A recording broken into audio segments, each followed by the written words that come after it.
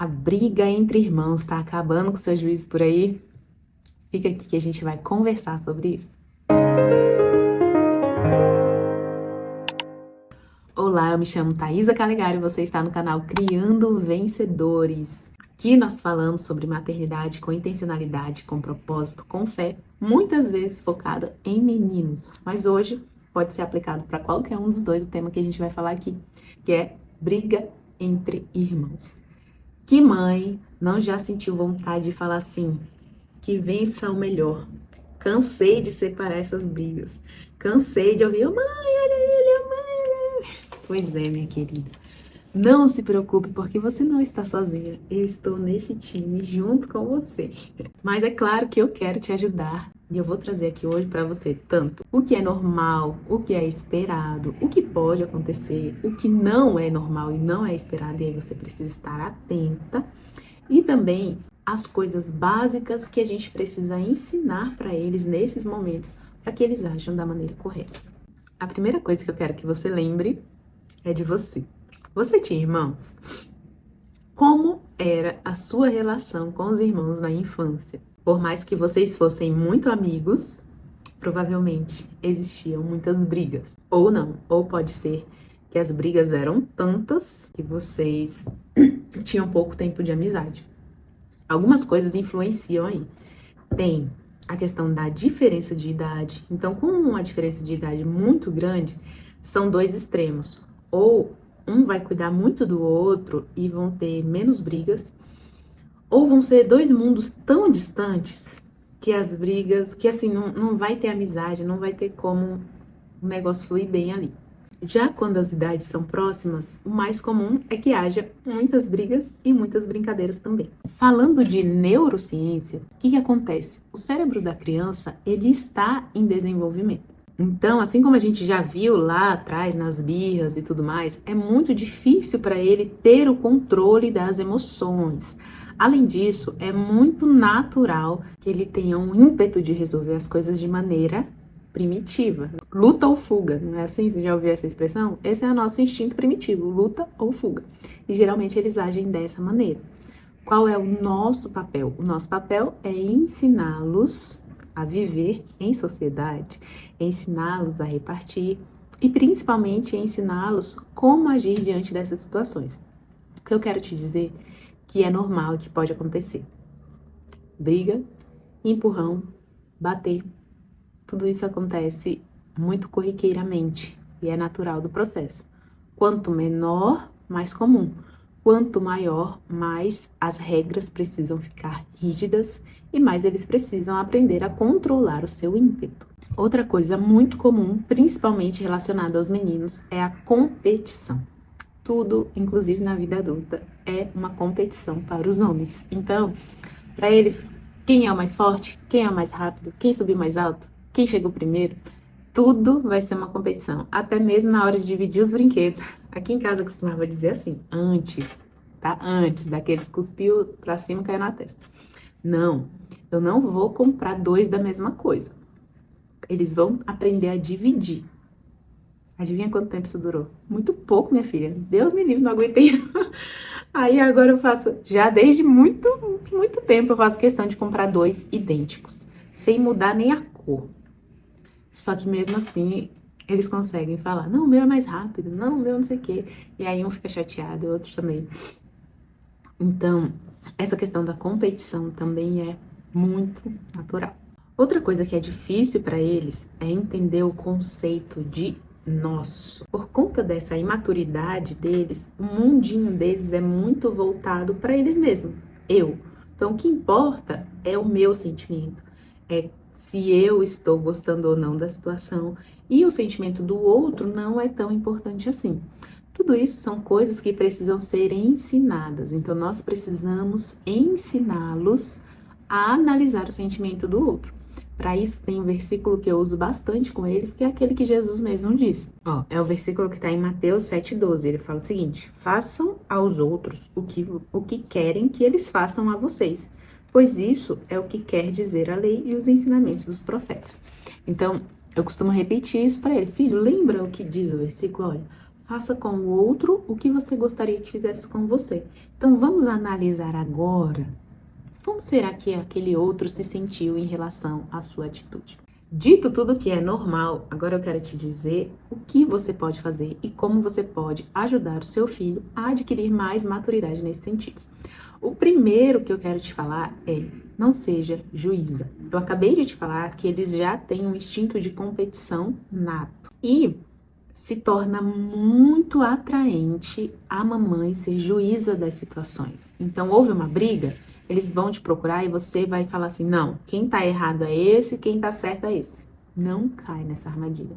Por quê? Quem tá errado se sente o rejeitado. Quem tá certo se sente o vitorioso. E aí, sabe o que você vai criar? Uma bola de neve. A cada situação, eles não vão tentar se resolver. Eles vão trazer tudo para o seu julgamento.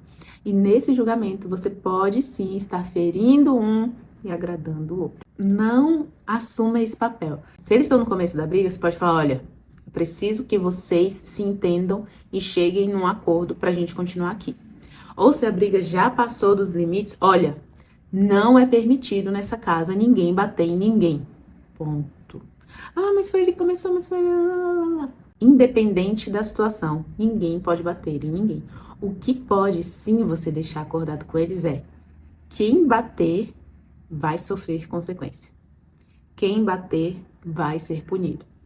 E aí você decide na sua casa qual que vai ser o castigo, a consequência, ou enfim. Por exemplo, teve uma época aqui que eu coloquei o seguinte: cada vez que um batesse, aquele que bateu ia perder um dia de TV. E eles só assistem TV na sexta e no sábado. Passaram meses sem assistir nada. Ou seja, eu achei ótimo que beneficiou todos os lados, até que eles deram uma boa diminuída. Mas esse não é o ensinamento, esse só é uma consequência. O outro ponto que eu quero te trazer é, acima de tudo, o ensinamento. E quando que você deve ensinar? Não é na hora que eles estão brigando.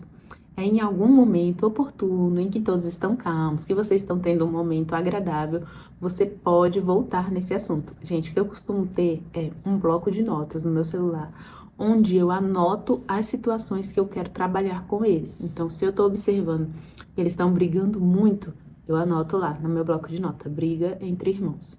E aí, em um momento oportuno, eu vou trazer um ensinamento para eles sobre aquele assunto, tá? Não no calor do momento, não na hora que todo mundo tá bravo. Nessa hora, o que eu faço? Aparto, às vezes divido cada um para um lado, mas o ensinamento vem em um momento que está tudo bem. E trago uma reflexão sobre ele. Falo: filho, vamos conversar sobre aquela situação que aconteceu?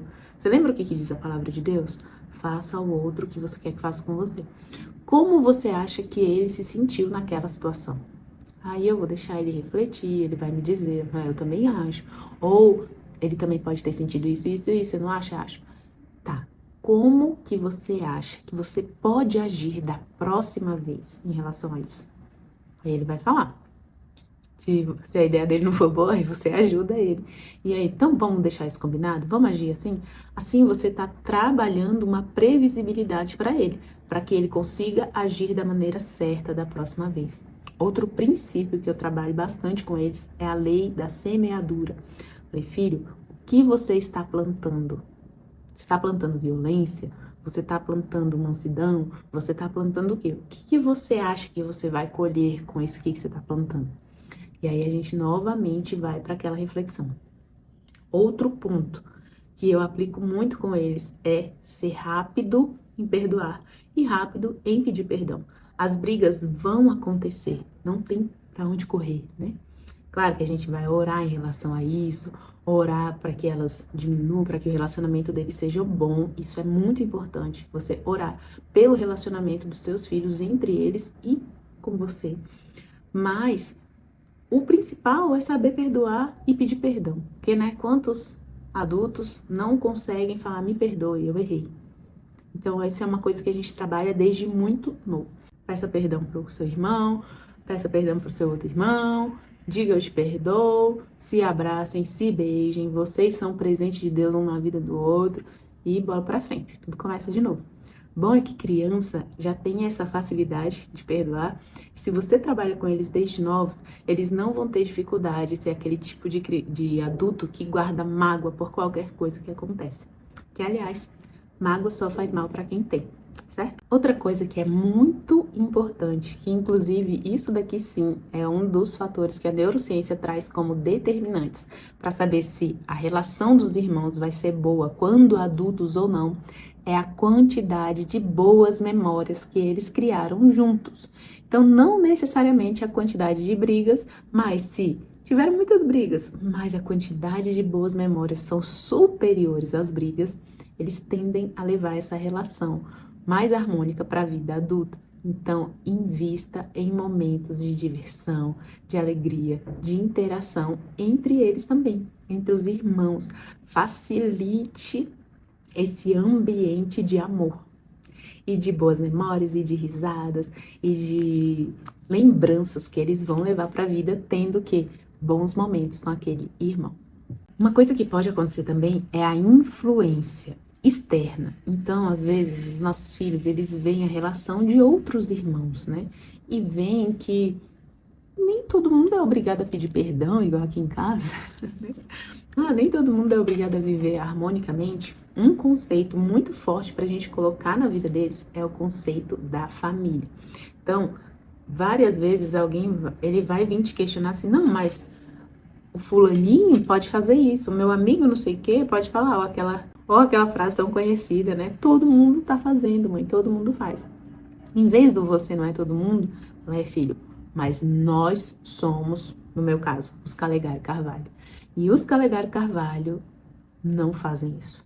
Os Calegari Carvalho não batem nos seus irmãos. Os Calegari Carvalho pedem perdão quando fazem algo errado. Além de alimentar esse senso de pertencimento, nossa, eu pertenço a essa família e a minha família age dessa forma. Fica mais fácil você ajudá-lo a entender que no ambiente do seu lar as coisas funcionam diferente do que nos ambientes exteriores. E por último, mas não menos importante, é fazer com que ele ache que ele é o filho preferido. Então, você tem 5? Não, vou colocar 3, né? Então, você tem 3 filhos, né? Cada um deve falar assim, não, com certeza eu sou o filho favorito.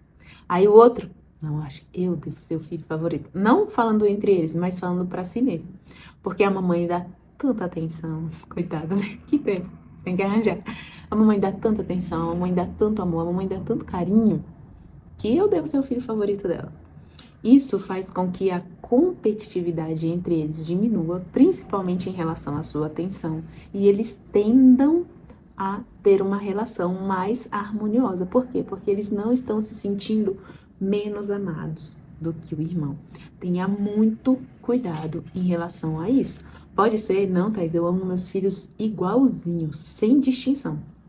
Eu acredito em você, mas pode ser que você tenha uma afinidade maior com o filho e passe a impressão de que você gosta mais dele. Isso não pode acontecer.